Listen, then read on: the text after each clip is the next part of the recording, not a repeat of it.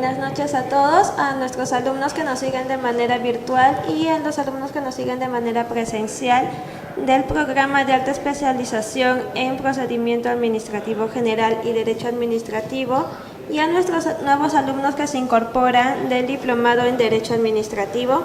Hoy la clase lo dictará el magíster Antonio Rodríguez Martínez, abogado por la Pontificia Universidad Católica del Perú, magíster en Gestión Pública por la Universidad de SAN, con estudios de posgrado en Derecho de las Concesiones y Derecho de la Construcción en la UPC, y en el programa de Privatización, Financiamiento y Regulación de Servicios Públicos e Infraestructura en la Universidad del Pacífico. Ha laborado en Indecopi, la SUNAR, en el proyecto de apoyo para mejorar la oferta productiva y facilitar el comercio exterior. Una vez más, bienvenidos al diplomado. Los dejo acá con el docente Antonio Rodríguez Martínez. ¿Aló? ¿Sí? Ok. Bien, esta es una clase introductoria del diplomado en Derecho Administrativo. Entonces lo que vamos a realizar es una presentación bastante rápida sobre una de las formas de manifestación de la función administrativa, que es el acto administrativo. Y esto lo vamos a realizar principalmente a través de un caso. Un caso encima es un caso reciente, es bastante interesante. A ver, con relación al tema de función administrativa, ¿no? Tenemos que hay varias formas jurídicas de manifestar la función administrativa, ¿no? Tenemos al reglamento, tenemos al acto administrativo, del cual vamos a hablar hoy día, el acto de administración interna, el contrato de administración pública y el hecho administrativo, ¿no? Cada una de estas formas jurídicas tienen su respectivo procedimiento administrativo, ¿no? Bueno, nos vamos a concentrar en el acto administrativo, cuyo procedimiento es el procedimiento administrativo regulado por la Ley de Procedimiento Administrativo General, pero tampoco perdamos de vista que en el acto de administración interna, ¿no? Esta es una forma de manifestación respecto de la organización interna de las entidades a través de los sistemas administrativos, ¿no? Y nos referimos concretamente al sistema de planificación, presupuesto, contabilidad, tesorería, abastecimiento y personal, ¿no? Bueno, entonces nos vamos a concentrar en el tema de acto administrativo hoy día y lo vamos a ver a través de un caso, del caso de la impugnación de un informe administrativo. A ver, ¿qué pasó acá? Entonces, primero una cuestión previa para que podamos entender este caso, ¿verdad? A ver, la Ley Marco de los Organismos Reguladores, la LMOR, la Ley Marco de Organismos Reguladores, establece que los reguladores económicos, cuando estamos hablando de reguladores económicos nos referimos a OCITRAN, OCITEL, OCINERMIN y SUNAS, ¿no? Ejercen, entre otras funciones, la función reguladora, ¿no? Ejercen otras funciones de acuerdo a la Ley Marco de Organismos Reguladores, ¿no? Función normativa, función de solución de controversias, ¿no? Pero una función sancionadora, función, ¿no? Fiscalizadora, pero una de esas funciones es la función reguladora. ¿En qué consiste la función reguladora de estos reguladores económicos? La función reguladora implica, ¿no?, que cuando no existan condiciones de competencia, ojo, cuando no existan condiciones de competencia, el regulador económico deberá establecer una tarifa. Y en caso que la tarifa ya esté establecida, ¿no?, deberá, en caso que haya pasado el tiempo dictado en el respectivo contrato de concesión, deberá, o en el marco normativo, deberá actualizar la tarifa.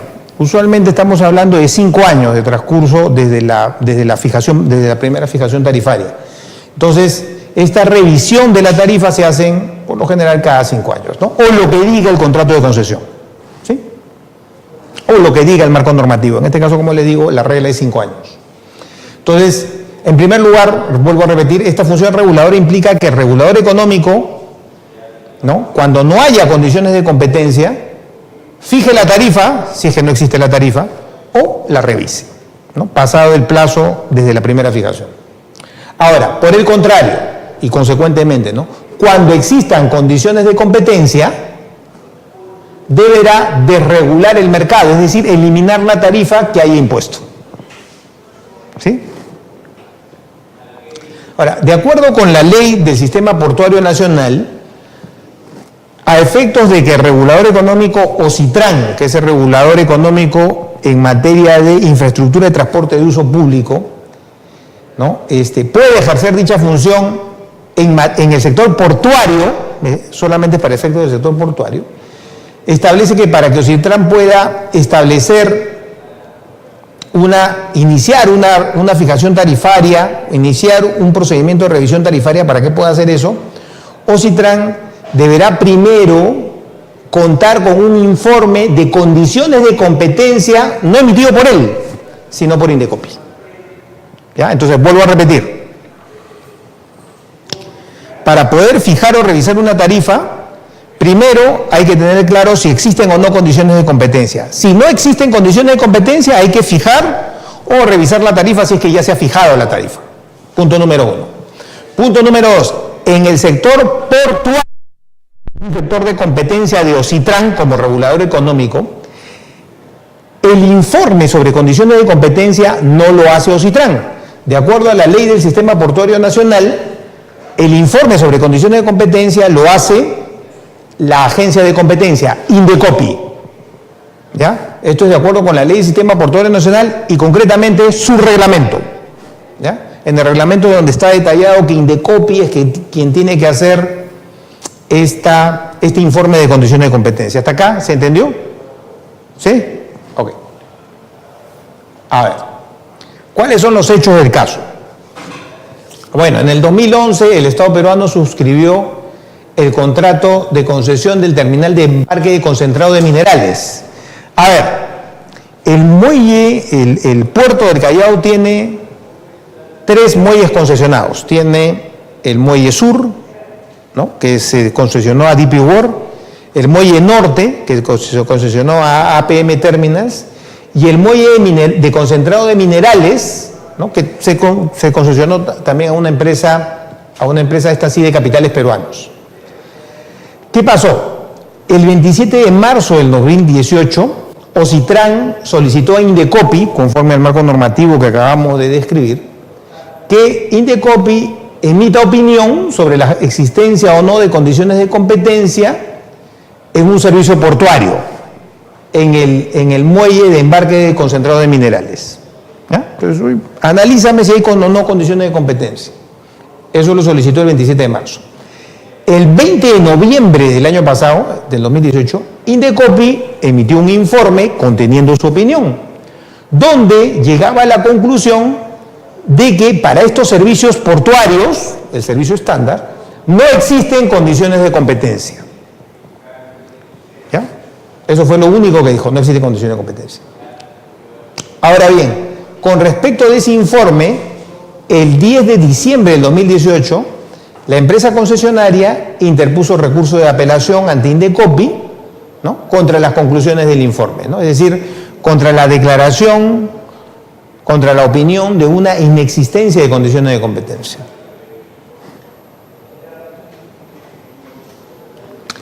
El 19 de diciembre, Indecopi notificó la resolución mediante la cual concedió el recurso de apelación interpuesto por el concesionario, es decir, admitió a trámite, ¿no?, la interposición de la apelación contra la opinión contenida en este informe, ¿no?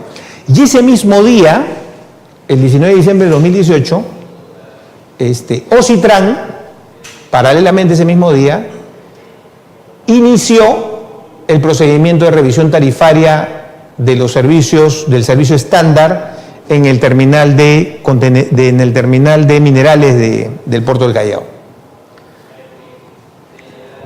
Bueno, el 14 de marzo de 2019, el tribunal de Indecopi declaró la nulidad de la resolución que había concedido la apelación, argumentando que el informe no califica como acto administrativo, ¿no?, pues considera que se trata de una opinión que no genera efectos jurídicos, ¿no?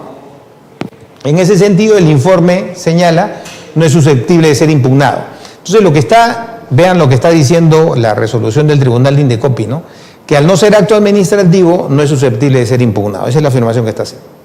Bueno, a ver un poquito para qué se puede entender la relación de hechos que acabamos de mencionar, ¿no es cierto? ¿No? Ocitran solicitó la opinión de Indecopi respecto a la existencia o no de condiciones de competencia. Indecopi emite la opinión solicitada señalando que no existen condiciones de competencia. Con relación a esa declaración, el concesionario interpone apelación contra el informe conteniendo la opinión. Posteriormente, Indecopi admite a trámite la apelación, pero en esa misma fecha, Ocitran inició el procedimiento de revisión tarifaria. El procedimiento de revisión tarifaria iniciado, lo que busca es que al final del procedimiento, Ocitran resuelva la revisión tarifaria, actualizando la tarifa. ¿Sí? Actualizando la tarifa.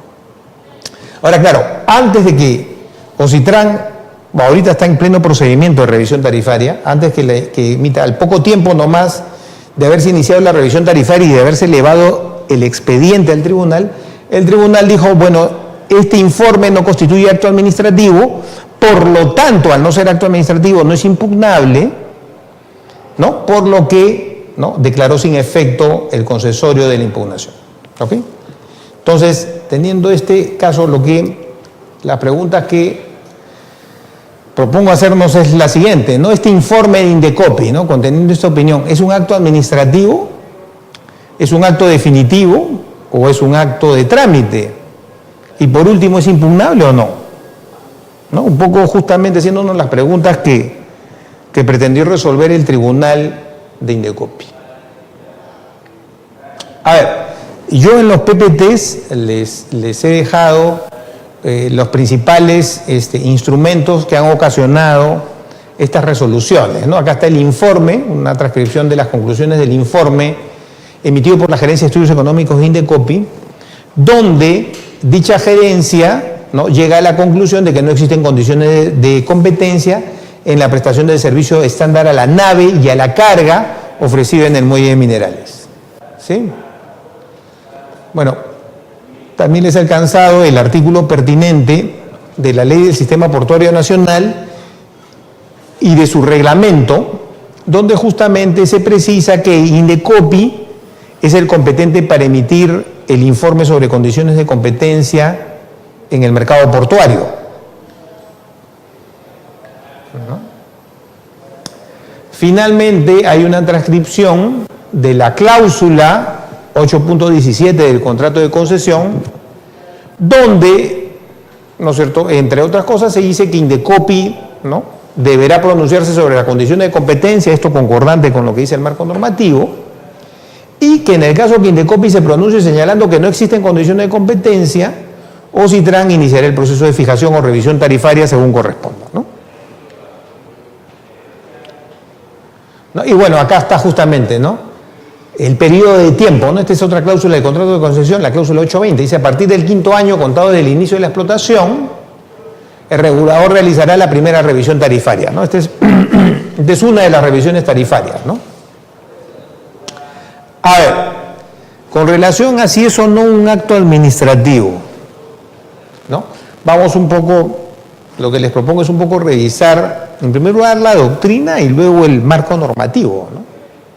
Dicho sea de paso, a nivel doctrinario van a encontrar, o ya deben de haber encontrado, muy seguramente, cuando revisan artículos principalmente del extranjero, van a poder encontrar distintas definiciones de acto administrativo.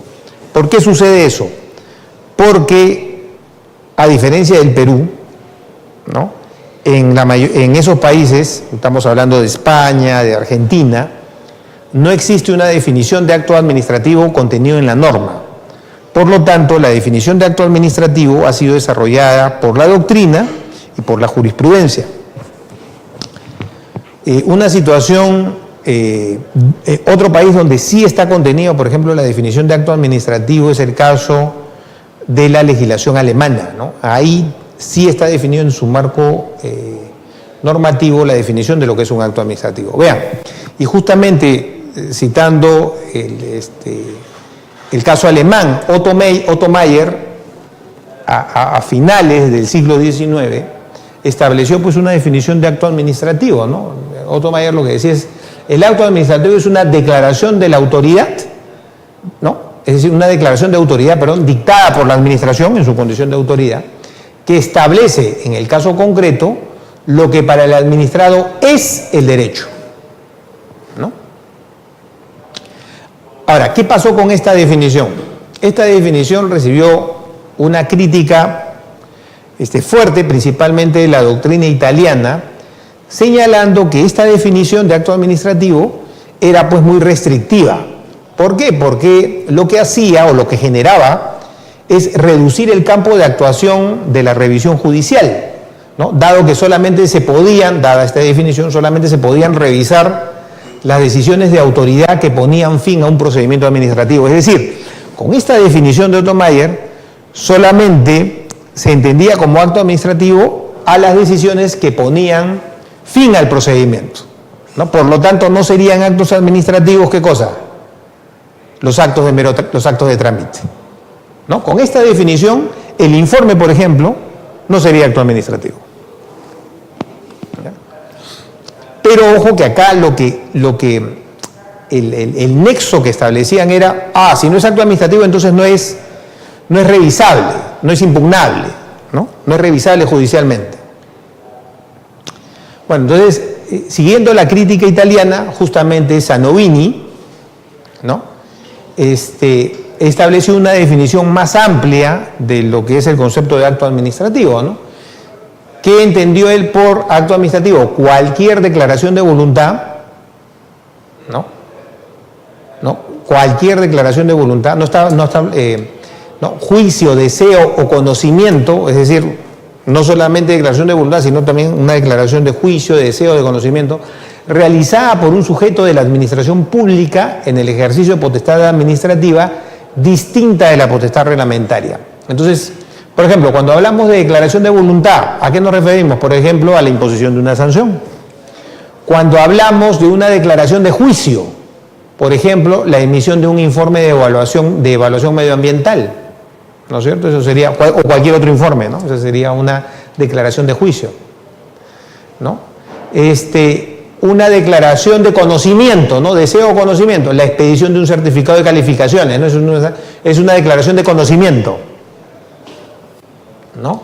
Una declaración de conocimiento es la expedición de certificado de nota, ¿no? Entonces, el acto administrativo acá no se circunscribe solamente al acto que pone fin al procedimiento administrativo, sino a cualquier declaración de la administración pública. O sea, estamos hablando de un concepto amplio del acto administrativo, ¿no? Es decir, acá en realidad se está ampliando el ámbito de lo que debe de ser entendido como acto administrativo y por lo tanto en realidad cualquier manifestación, ¿no? Cualquier declaración de la administración pública va a ser entendida como acto administrativo, ¿no? Como les digo, no solamente las que ponen fin al procedimiento administrativo, sino cualquier manifestación de juicio, deseo o conocimiento de la administración pública, es decir, a través de cualquiera de sus manifestaciones, ¿no? de declaración de la administración pública, ¿no? Y no solamente aquellas manifestaciones de voluntad que creen, modifiquen o extingan derechos o obligaciones, ¿no? Entonces, se concibe el acto administrativo como una declaración, ¿no? Productora de efectos jurídicos, ¿no? Lo que conducía a generalizar un concepto amplio de acto administrativo, ¿no? Que engarza con la totalidad de la actividad jurídica formal de la administración pública, ¿no? Es un concepto amplio de acto administrativo. A ver, un poco para que, en todo caso, podamos un poquito tener más claro este tema, ¿no? La clasificación doctrinal de lo que es el acto administrativo, ¿no? Entonces tenemos, con relación a la administración, encontramos que hay actos decisorios que implican una declaración de voluntad y por otro lado actos no decisorios, ¿no? Que son los que contienen una manifestación de conocimiento, de juicio, de deseo, ¿no? Que ya justamente hemos hablado hace un ratito de eso, ¿no? Entonces, ¿no? como son el caso de los informes o la expedición de certificados, ¿no? Entonces, una primera clasificación es entre actos decisorios y no decisorios. La definición restrictiva del acto administrativo, la de Otto Mayer, lo que hace es solamente señalar que son actos administrativos los actos decisorios. La definición de Zanovini, el italiano, el profesor italiano, lo que hace es señalar como acto administrativo no solamente a los actos decisorios, sino también a los actos no decisorios. ¿Sí? Por otro lado, podemos también, con relación a la administración, diferenciar entre actos de trámite, que son los que tienen un carácter instrumental porque sirven de insumo para la producción de un acto resolutorio. ¿Sí? Sería otra forma de clasificarlo, ¿no? Ahora bien, con relación al administrado, ojo, ustedes dirán, oye, pero es lo mismo, ¿no? No es lo mismo. O sea, se superponen en realidad. Porque, claro, acto decisorio sería lo mismo que acto resolutorio, pero actos no decisorios no es lo mismo que actos de trámite, ¿no? Pueden ser lo mismo, pero podrían no serlo. Por ejemplo, un informe es un acto no decisorio, pero también es un acto de trámite. Pero la emisión de un certificado no necesariamente es un acto de trámite, pero sí es un acto no decisorio. ¿Se entendió? Ok.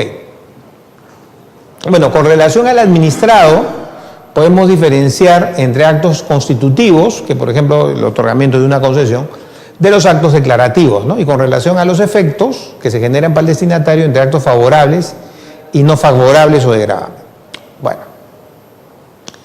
teniendo en cuenta entonces las definiciones que acabamos de señalar, ¿no? El acta de nacimiento, la certificación de antecedentes policiales, la certificación de antecedentes judiciales, la expedición del DNI, ¿serán actos administrativos o no?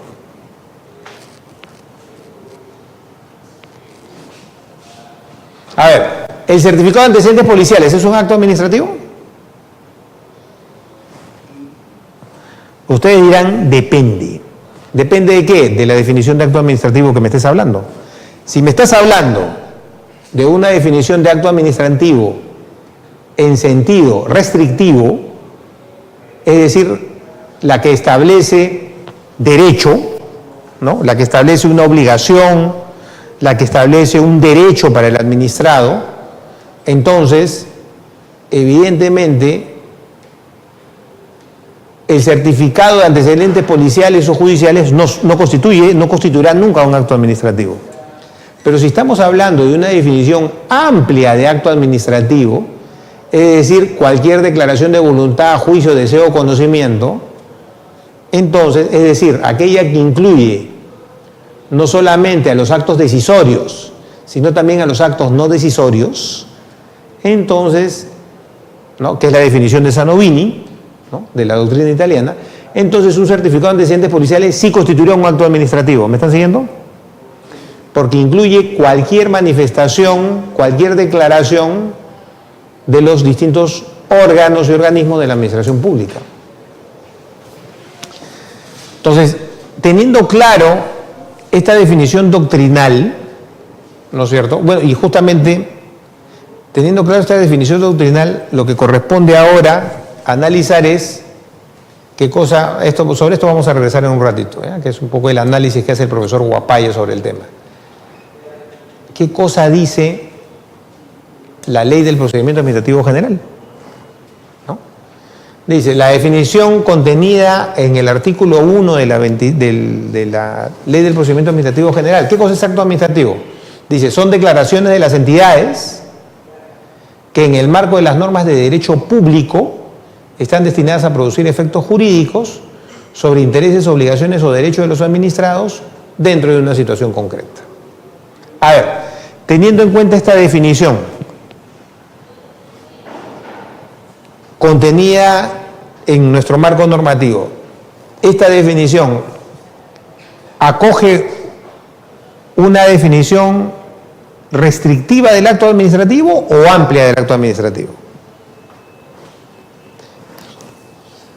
Para ver eso tendríamos que analizar los distintos elementos, ¿no es cierto? Por ejemplo,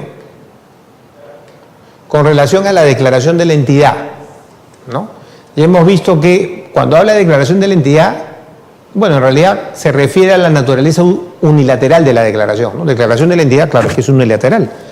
Porque si fuera bilateral, si se haría referencia a una naturaleza bilateral, estaríamos frente a un contrato administrativo, que no es el caso, ¿no? Entonces, es naturaleza unilateral de la declaración porque la participación del administrado por sí sola carece de fuerza vinculante, ¿no? Para generar una declaración de la entidad. Ahora, pero hay otro tema, dice declaración. El problema es que cuando dice declaración, no dice una declaración de voluntad, ¿no? Lo cual implicaría que sea una declaración decisoria, sino dice simplemente declaración. Y de acuerdo con Dromi, y acá estoy citando a Dromi, pero que a su vez ha sido citado por el profesor Morón, las declaraciones pueden ser de varios tipos, ¿no? Hay declaraciones decisorias, que son las declaraciones de voluntad, pero también hay declaraciones de conocimiento y declaraciones de opinión. Entonces, por lo menos analizar solamente este elemento del acto administrativo no nos ayuda a determinar si estamos frente a una definición restrictiva o amplia del acto administrativo. ¿Por qué? Porque el término declaración abarca diferentes tipos de declaraciones, pues. Y si abarcan varios tipos de declaraciones, por lo menos, contando solamente este elemento, nos encontraríamos ante una definición de acto administrativo restrictivo o amplio. Amplio, ¿sí? Con solamente este elemento.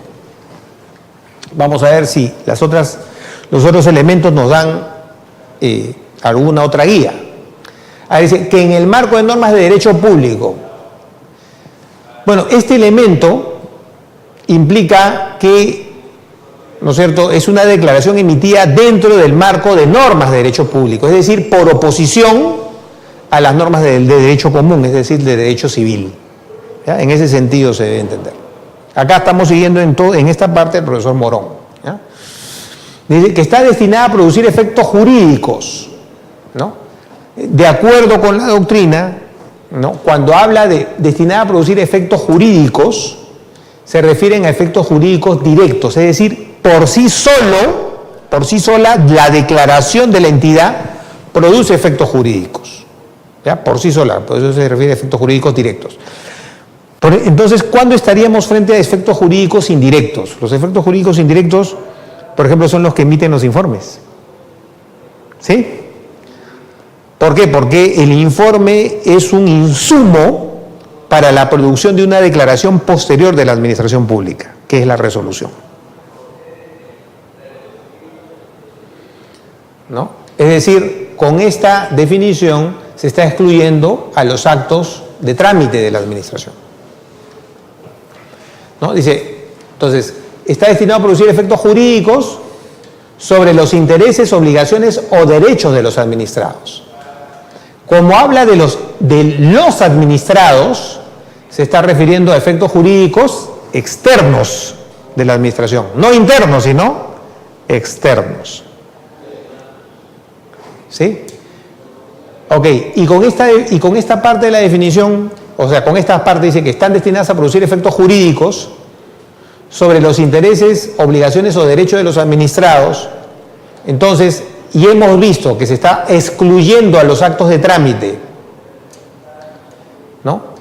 Y que esto implica, ¿no es cierto?, el reconocimiento de una obligación o de un derecho respecto a los administrados. Acá estamos hablando de una definición de acto administrativo en sentido amplio o en sentido restrictivo.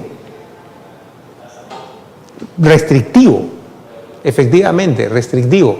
¿Por qué? Porque acá lo que está diciendo es que esa declaración de la entidad es la que va a reconocer un derecho o una obligación, es decir, la que va a dictar el derecho aplicable a ese caso concreto.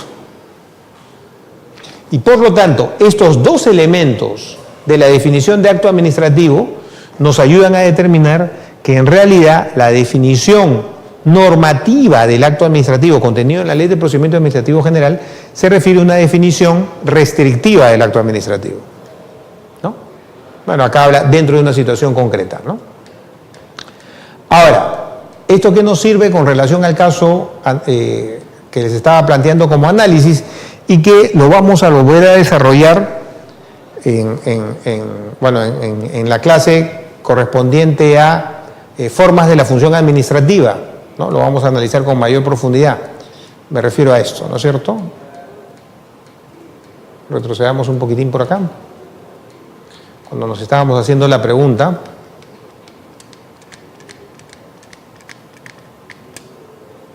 entonces, el informe por sí mismo genera un efecto jurídico.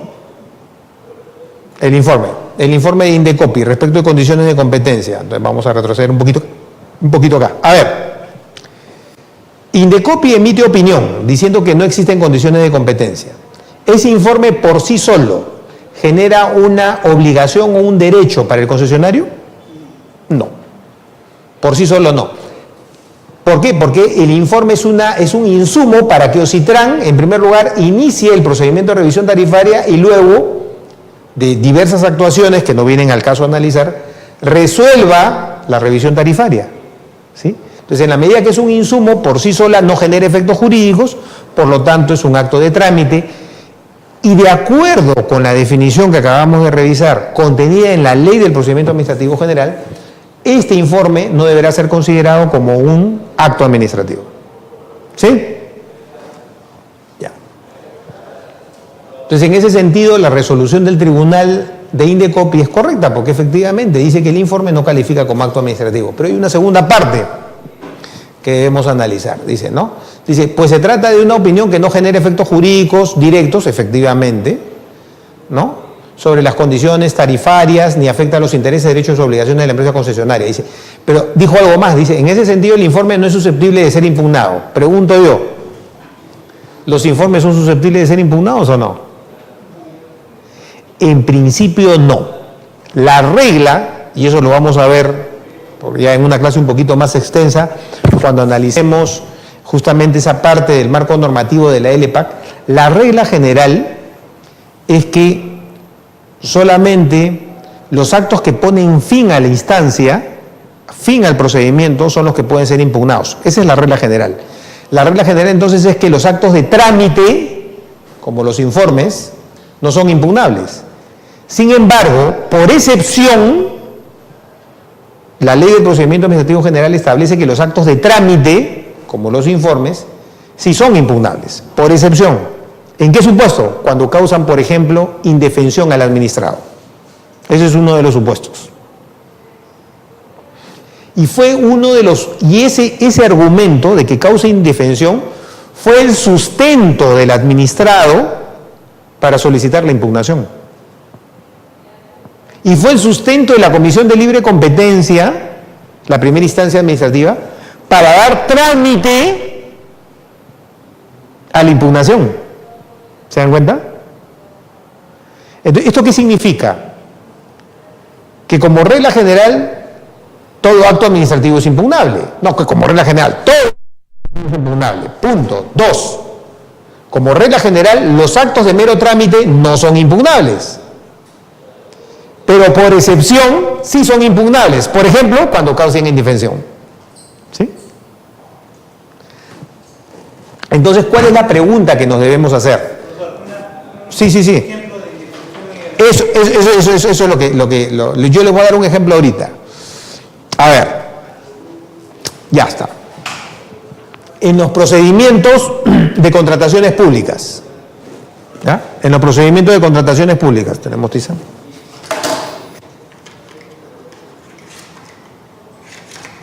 En un procedimiento de contratación pública tenemos, ¿no es cierto?, varias actuaciones, ¿no es cierto?, desde la venta, desde la publicación de las bases, ¿no es cierto?, hasta el otorgamiento de la buena pro, ¿sí? Ya.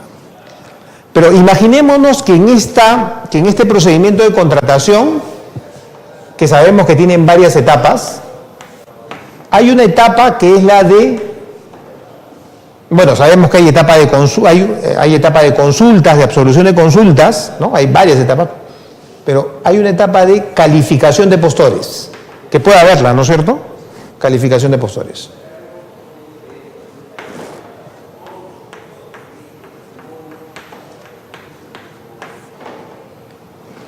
Entonces, imaginémonos que ustedes son los postores. Entonces, al doctor lo califico y le digo, ya, usted califica como postor y la doctora no califica como postor.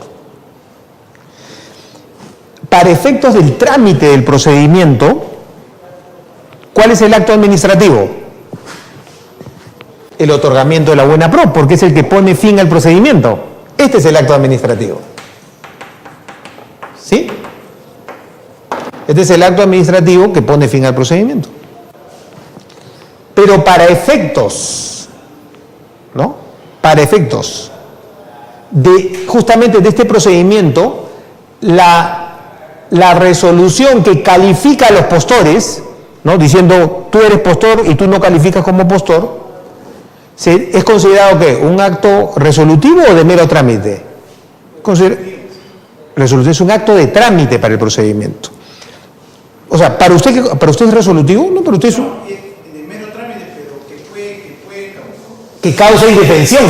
¿Se da cuenta? Porque, o sea, para el procedimiento es un acto de trámite, porque no resuelve el fondo.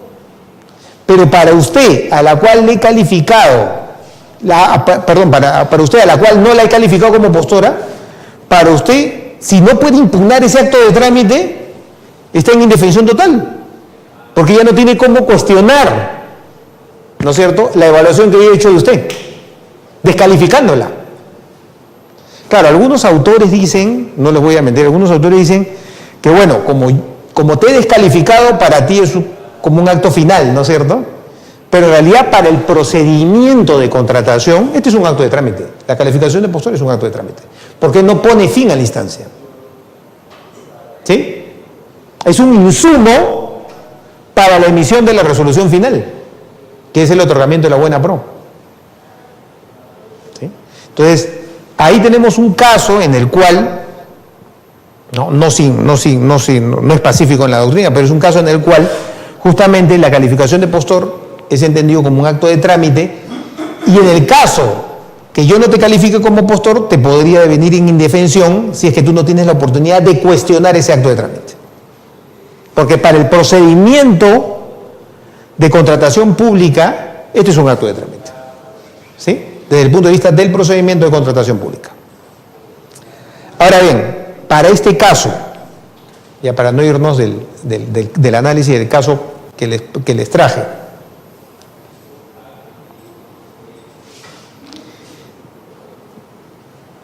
esta opinión de Indecopi, que establece que no existen condiciones de competencia, ¿le genera indefensión al administrado, al concesionario? Esa es la pregunta que debió haberse hecho el tribunal. ¿Le genera indefensión o no? No le genera indefensión. ¿Por qué no le genera indefensión? porque no define, no pone fin al procedimiento.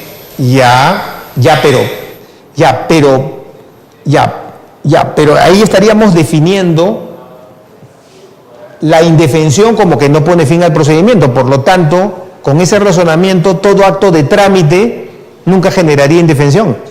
Y ya hemos visto que hay un acto de trámite que puede generar indefensión. Entonces la pregunta es, acá cuando Indecopi emite opinión diciendo que no existen condiciones de competencia, acá se está generando indefensión, me dicen que no. ¿Por qué no se genera indefensión? No es porque no ponga fin al procedimiento, sino es porque no está estableciendo ningún derecho, y menos no está estableciendo ninguna obligación para el privado. ¿Y por qué no genera indefensión adicionalmente? Y esto es lo sustantivo. Porque este cuestionamiento respecto de las condiciones de competencia pueden ser cuestionadas ¿cuándo? Exactamente. Con la emisión de la resolución final. Ahí es cuando lo tienen que cuestionar.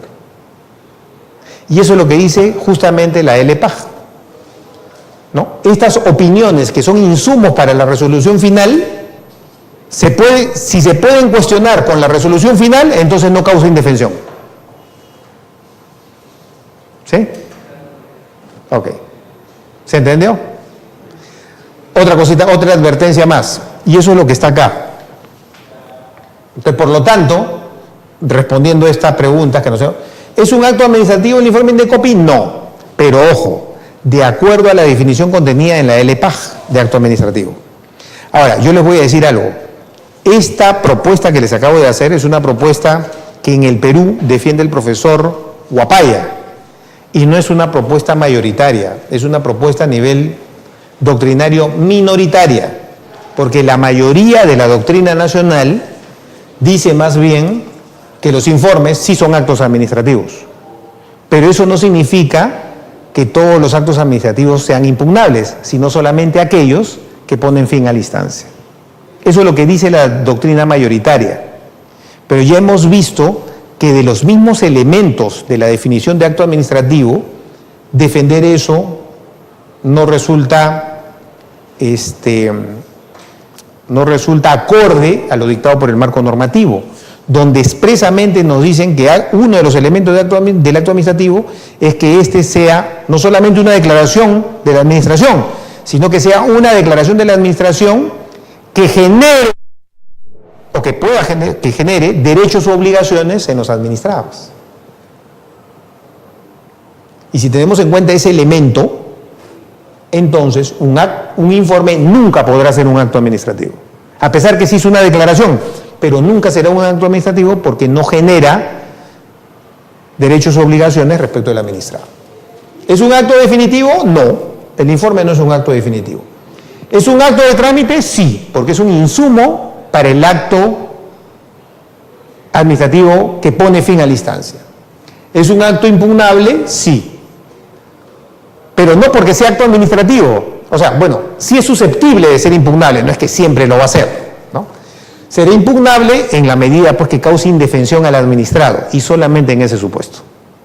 ¿Ya? ¿Se entendió? ¿Sí? Doctor. ¿Sí? Ya, si no me preocupo y vuelvo a explicar todo desde cero, ¿eh? A ver, yo le voy a mandar a la administración unas lecturas donde está la posición del profesor Huapaya y donde está la posición de la doctrina mayoritaria. Justamente después del artículo del profesor Huapaya, que por cierto él toma la posición del profesor Bocanegra de España, que es el que defiende esta tesis, ¿no? Hubo una contestación al artículo del profesor Huapaya, que fue emitido por el profesor, el decano, el rector de la Universidad de Piura, que es el profesor, se me fue el nombre, bueno, el decano de la universidad, el rector de la Universidad de Piura, ¿no? Es un profesor de Derecho Administrativo muy conocido, pero lamentablemente no me acuerdo su nombre ahorita. Entonces, y justamente hace pues una crítica de esta posición que yo les estoy exponiendo, ¿no? Entonces les voy a pasar las lecturas que justamente tienen de ambas posiciones para que puedan ustedes estar mejor informados, ¿ya? Y nada más, los invito a disfrutar de su diplomado de Derecho Administrativo. Gracias, ¿ah?